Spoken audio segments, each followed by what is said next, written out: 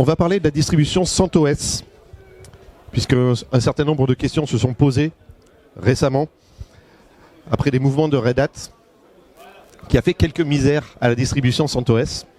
Et donc, la question qui se pose, c'est est-ce que CentOS est encore open source?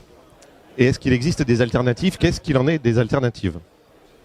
Alors, je suis Pascal Villarem, je suis contributeur Mageia, très impliqué dans Linux, et considéré comme expert Linux à l'INAGORA et passionné par le sujet. Et donc, les questions qui se posent, eh bien, CentOS, est-ce que c'est complètement fini? Est-ce que je suis obligé de passer à Red Hat? Finalement, CentOS, le fameux CentOS Stream, qu'est-ce que c'est? Finalement, qu'est-ce que c'est que cette histoire? Et est-ce que j'ai des solutions? Alors, on va refaire un petit peu d'histoire pour comprendre que cette logique date d'il y a un certain temps. On se trouve aujourd'hui tout en bas de la ligne bleue, au bout, et CentOS, c'est terminé.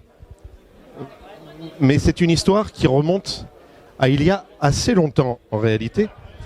Il faut se rappeler que dans les années 2000 à 2003, Red Hat, entreprise Linux, n'existait pas. Nous avions un Red Hat Linux qui a vécu sa propre vie jusqu'à la version 9. Et à partir de la version 9, Red Hat a décidé que ce business model ne convenait plus pour eux.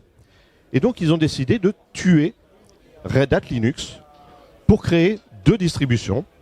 Une distribution Fedora qui s'appelait Fedora Linux au début et qui est devenue Fedora, qui est une distribution qui est finalement un espace de recherche et développement pour Red Hat.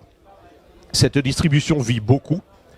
Et puis, de cette Fedora, régulièrement, est dérivé Red Hat Enterprise Linux, qui lui est soumis à un système de licensing ou de support obligatoire. Tous les gens qui fonctionnaient avec Red Hat Linux au départ n'ont pas du tout apprécié, puisqu'ils contribuaient énormément à Red Hat au départ.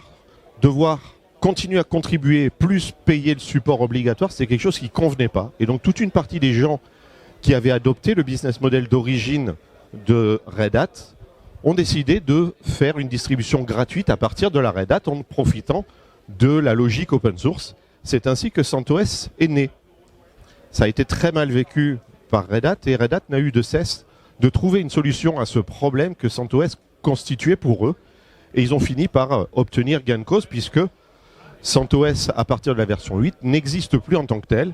Red Hat a créé une nouvelle distribution qu'ils ont appelée avec un nom ressemblant CentOS Stream, qui, comme vous pouvez le voir, se trouve entre Fedora et Red Hat Enterprise et constitue finalement une sorte de bêta version ou de release candidate qui n'est pas encore tout à fait apte à la production, mais qui est déjà un peu plus stable que la Fedora qui vit beaucoup.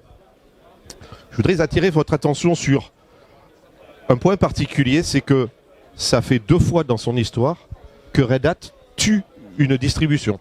C'est pas la première fois. On commence à s'approcher du serial killing de distribution. Et donc moi j'ai de meilleures questions à poser aujourd'hui. Est-ce que finalement Red Hat est open source? Est-ce que Red Hat recommencera une 3e fois à tuer des distributions? Est-ce que c'est finalement, on est vraiment dans le serial killing? La réponse à ça est que certainement, si c'est dans leur intérêt, ils n'hésiteront pas. Est-ce que Red Hat est encore open source?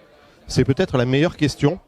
Et là-dessus, il y a un critère, c'est les 4 fameuses libertés de l'open source. Et on peut regarder les critères. La liberté d'étudier le code, d'accéder au code et de regarder comment ça fonctionne. Eh bien oui, à condition de payer et d'être dans les clous pour Red Hat, vous pouvez accéder aux sources et analyser et comprendre comment ça fonctionne. Est-ce qu'on a la liberté d'utilisation comme on veut pour les usages qu'on veut?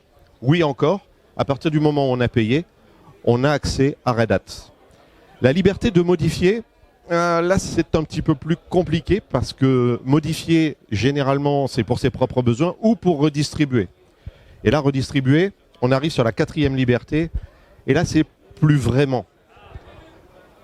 Si on redistribue du Red Hat en tant que client, on perd le droit à bénéficier aux mises à jour et on a un arrêt de contrat Et donc, en réalité, il y a des mesures de rétorsion qui frappent ceux qui voudraient redistribuer du Red Hat, modifié ou non.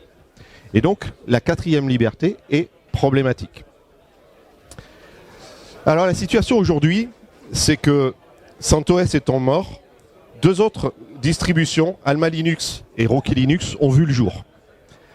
Elles sont dérivées à partir de Red Hat Enterprise Linux avec deux différences. Rocky continue à être synchronisé en bug pour bug, parfaitement aligné avec la Red Hat Enterprise. Alma Linux a commencé comme ça, mais après les dernières modifications de Red Hat qui compliquent l'accès aux sources, Alma Linux a décidé de changer sa stratégie et donc les prochaines versions de Alma Linux seront dérivées de CentOS, ce qui veut dire que Alma Linux va créer sa propre logique de stabilisation et son propre système de qualité, ce qui fera d'Alma Linux finalement une distribution cousine, plus une sœur jumelle.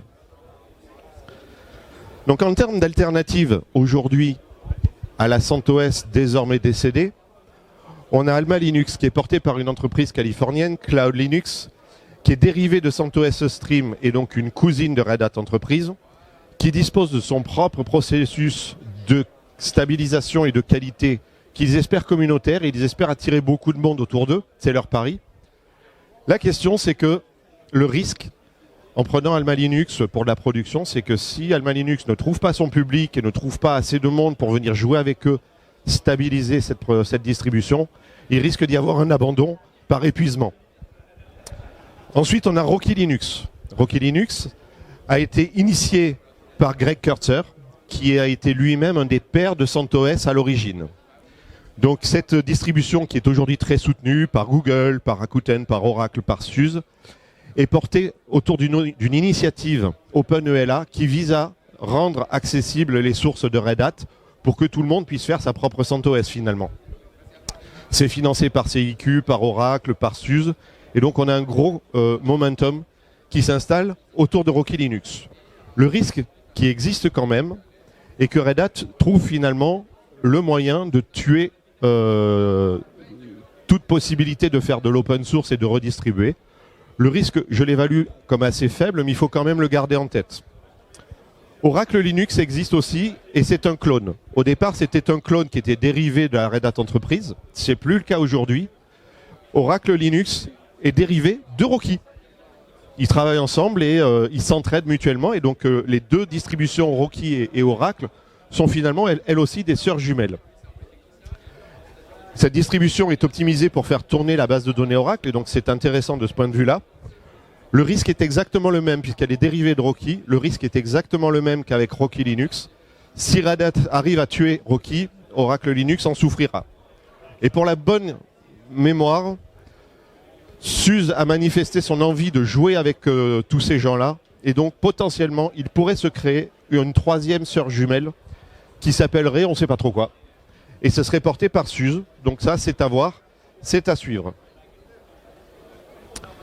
Pour envisager l'avenir, si vous avez du CentOS et que vous vous posez la question de vers quoi aller, les conseils de l'Inagora, c'est de privilégier dans un premier temps et dans l'urgence du Rocky Linux et éventuellement, si vous avez des bases de données à faire tourner, de prendre de l'Oracle. Ensuite, le conseil est d'éviter plus que jamais de dépendre d'un éditeur. La stratégie de Red Hat, qui est la stratégie historique qu'on retrouve chez Microsoft, chez Oracle, etc., c'est d'essayer de rendre autant que possible leurs clients captifs. C'est assez antinomique par rapport à l'open source. Et donc, privilégier autant que possible d'éviter Oracle et de faire du dual sourcing, c'est-à-dire d'avoir deux distributions. Une distribution quand vous n'avez pas le choix, et puis une distribution pour tout le reste. Toutes les briques d'infrastructure, il n'y a pas besoin de licence ou de certification, de choses comme ça. Et donc vous pouvez utiliser des distributions comme Debian ou comme Rocky. En troisième et pour le plus long terme, mon conseil, ce serait de regarder l'opportunité d'abandonner le monde Red Hat et de regarder si Debian ça peut marcher chez vous. Ça peut nécessiter une analyse, ça peut nécessiter un peu de planification, mais souvent on s'aperçoit que pour beaucoup d'entreprises ou d'organismes publics, passer à Debian, c'est pas si compliqué que ça. Ça se planifie un petit peu sur le long terme, mais c'est tout à fait envisageable. Et donc c'est à regarder. Et en dernier, si vous passez sur des distributions purement communautaires, ce qui peut être intéressant, c'est de regarder du côté des assurances logicielles open source qui permettent d'avoir un interlocuteur pour les corrections de bugs, pour la sécurité, pour les mises à jour et pour tout ce qu'un éditeur peut apporter.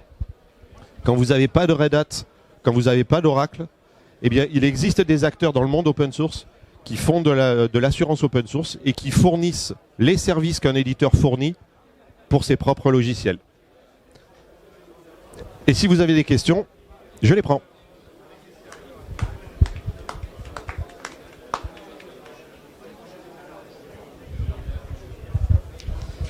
Merci beaucoup Pascal. Alors moi j'ai deux questions pour toi. Peut-être d'abord, est-ce que tu pourrais redonner les définitions de ce que c'est que rolling candidate, rolling release, etc. Toutes ces notions-là, les préciser un peu mieux pour ceux qui les connaissent pas très bien. Première question. Et deuxième question, est-ce que tu pourrais revenir sur le comparatif Alma Rocky, puisque j'ai pas très bien compris pourquoi précisément on privilégie Rocky compte tenu du risque juridique potentiel et du fait que Alma recherche son public tout en ne présentant pas de tels risques. Et je pense qu'il y a quelque chose que j'ai dû louper pour savoir pourquoi est-ce qu'on privilégie Rocky plutôt qu'Alma à ce stade. Ok. Alors la première question, c'est le rolling.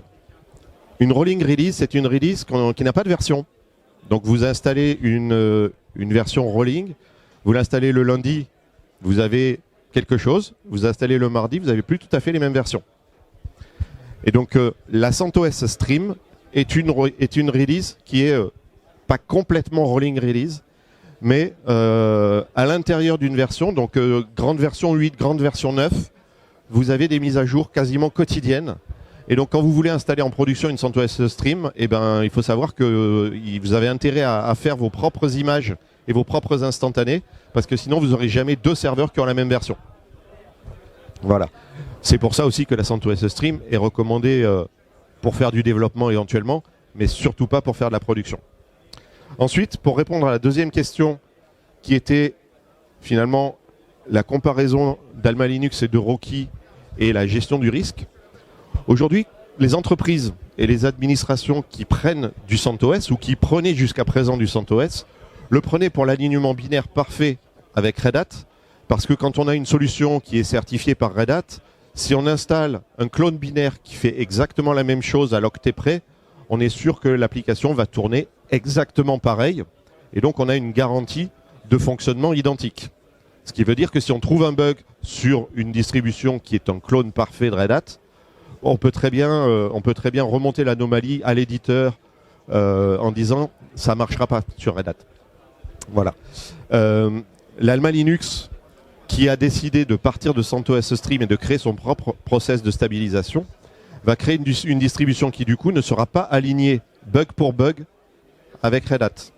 Ce qui veut dire que le gros bénéfice qu'on avait avec CentOS d'avoir quelque chose qui est parfaitement identique, ce sera plus parfaitement identique.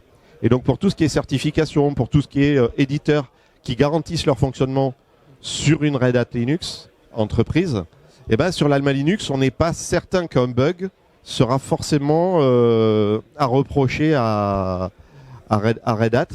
Et donc il restera toujours un doute de savoir si ça ne vient pas du système de stabilisation et des patchs apportés par Alma Linux. Merci à tous pour votre attention.